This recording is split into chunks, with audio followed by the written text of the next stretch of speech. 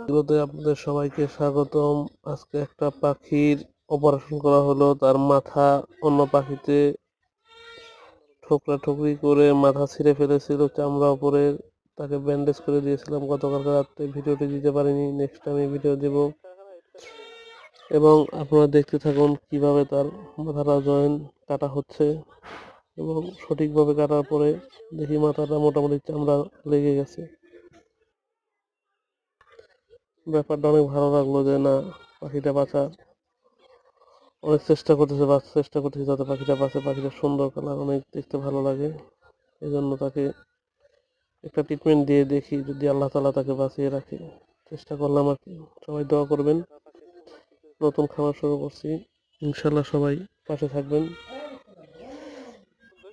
নতুন নতুন ভিডিও পেতে বা কি করলে ভালো হয়। আসসালামু আলাইকুম।